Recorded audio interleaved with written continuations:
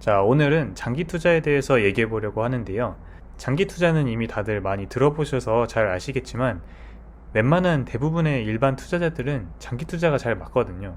근데 꼭 장기 투자를 할 필요는 없는데 제가 바로 뒤에 보여드릴 페이지에서 테스트 같은 걸 한번 해보시고 나는 장기 투자가 잘 맞는지 단타가 잘 맞는지 한번 테스트를 해보시길 바랍니다. 자, 이거는 이제 어떤 특정 기업의 주가를 나타내는 차트인데요. 이게 한 5년 동안 3배 정도 올라서 현재 360달러라고 가정을 해볼게요. 지금까지는 되게 꾸준하게 우상향하는 모습을 보여줬는데 앞으로 어떻게 될 것 같은지 한번 예상해 보시겠어요? 네, 바로 90달러까지 급락하는 모습을 볼 수 있는데요. 거의 6, 7년 전 가격이어가지고 거의 주가가 4분의 1 토막이 났다고 보시면 됩니다. 자, 그러면 여기서는 이제 앞으로 어떻게 될 것 같은지 한번 다시 예상해 보시겠어요? 네, 일단 이 기업은 저희가 흔히 알고 있는 메타라는 기업인데요. 여기 90달러까지 떨어졌다가 지금 다시 급등을 해서 현재 520달러까지 나타나는 모습을 확인할 수 있습니다. 메타같이 이렇게 큰 빅테크 같은 경우에도 이렇게 급락했다가 급등하는 모습을 보여주기 때문에 대부분의 개인 투자자들은 이렇게 많이 급락했을 때 많이 팔고 나가지 않았을까 싶습니다. 예시를 하나 더 가져왔는데요. 이것도 5년 동안 8배나 올랐을 정도로 지금 꾸준히 우상향하는 모습을 보여줬고 현재 주가는 380달러입니다. 앞으로 어떻게 흘러갈지 다들 한번 예상해 보시길 바랍니다. 네, 여기서 이제 더 올라서 지금 550달러까지 올라간 것을 확인할 수 있습니다. 여기서 이제 많이 올랐는데 이 정도면 거의 한 10배 넘게 오른 거거든요. 여기서 더 올라갈 것 같은지 아니면 더 내려갈 것 같은지 한번 또 예측을 한번 해보시길 바랍니다. 이미 많이 올랐지만 더 올라가지고 이제 한 700달러까지 올라왔는데요.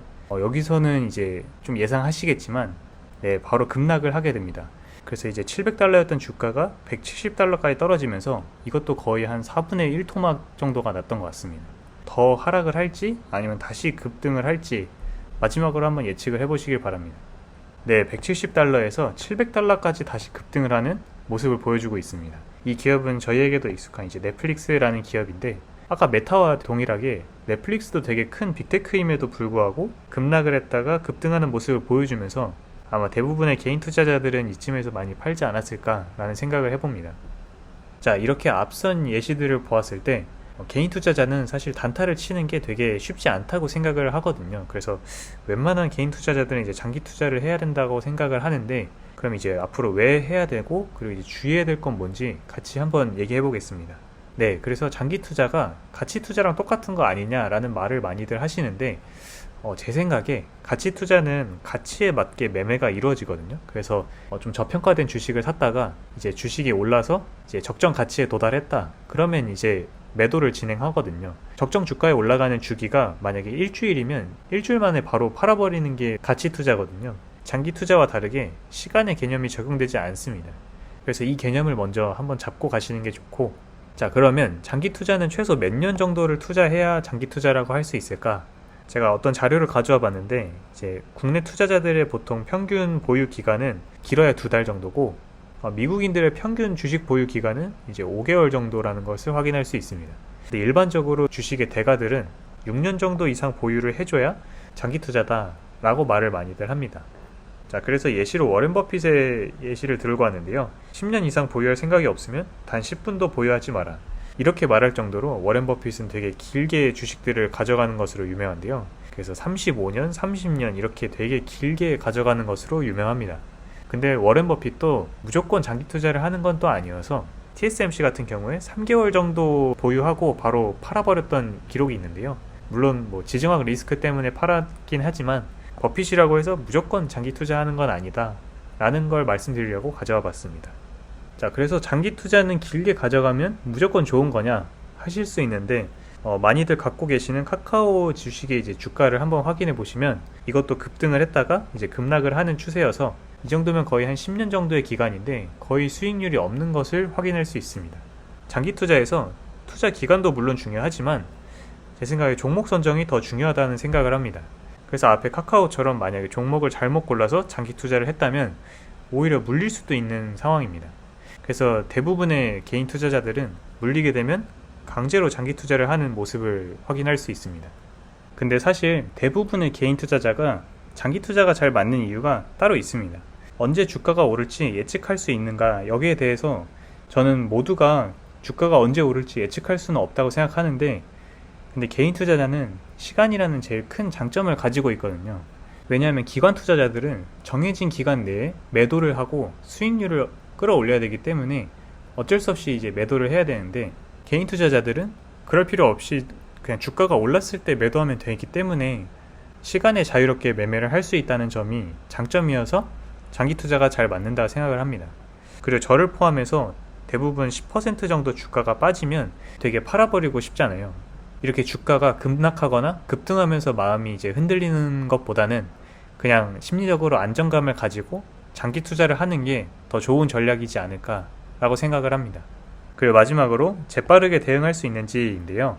주가가 어떻게 흘러가는지에 따라서 매매 시나리오를 매번 세우고 주가가 어떻게 흘러가는지 이제 지켜보고 해야 되는데, 대부분 본업으로 인해 바쁘기도 하고 뉴스 챙겨보기도 바쁘잖아요. 그래서 이렇게 꼭 재빠르게 대응할 필요도 없이 그냥 가만히 좋은 주식에 묻어두는 게 좋은 전략이라고 저는 생각을 합니다. 자, 그래서 단순히 돈을 넣어놓고 끝이냐? 그건 아니거든요. 이 그림 많이 보셨겠지만 일반적으로 장투가 되게 그냥 묻어놓고 가만히 쭉 간다고 생각을 하지만 되게 중간중간 급등을 하고 급락을 하고 이런 일들이 빈번히 있거든요. 그래서 제가 좋아하는 문구 중에 하나가 인내심 없는 사람의 돈이 인내심 있는 사람에게 흘러간다 라고 생각하거든요.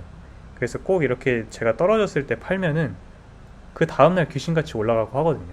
그래서 이렇게 꼭 인내심 있는 사람에게 돈이 간다는 것을 매번 알면서도 놓치는 것 같아요. 그래서 주식이 떨어지면 어떻게 해야 되냐? 피터 린치는 이제 경제 전망은 이제 필요 없다, 의미 없다라고 말을 많이 하는데, 그래서 저도 이게 되게 공감 가는 게, 전문가들도 사실 주식을 맨날 전망하지만 틀리고 하잖아요. 그래서 이렇게 예측하는 것보다는 오히려 대응을 하는 게 더 중요하다고 생각하고 있어서, 그래서 이런 원칙 같은 것들은 나중에 한 번 더 자세하게 영상으로 정리해 보겠습니다. 네, 저는 우리 모두가 이미 부자 되는 법은 이미 알고 있다라고 생각하거든요. 왜냐하면 30년 동안 이제 S&P 500에 투자를 하면 수익률이 거의 1300%인 것을 확인할 수 있습니다. 근데 그럼에도 불구하고 저희는 이제 30년 동안 이렇게 긴 기간 투자를 하는 거에 익숙하지가 않다 보니까 빠르게 부자가 되고 싶은 마음에 좀 위험한 개별 주식 같은 것들을 건드리고 하잖아요. 장기 투자가 정답이라는 것은 알고 있는데 실천으로 하지 않고 있는 것처럼, 그냥 앞으로는 그냥 이제 복리의 힘을 믿고 꾸준히 장기 투자를 하는 좀 습관을 가져보는 게 어떨까 합니다.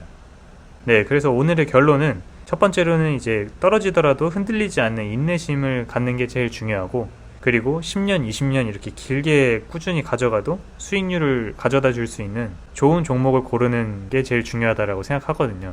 그래서 어떻게 좋은 종목을 고를 수 있는지는 내용이 길어지는 것 같아서 좀 다음번에 영상으로 한번 준비를 해보겠습니다. 네, 오늘은 이렇게 평소와 다르게 영상을 찍어 보았는데 어떤 것 같은지 한번 피드백 주시면 감사할 것 같습니다.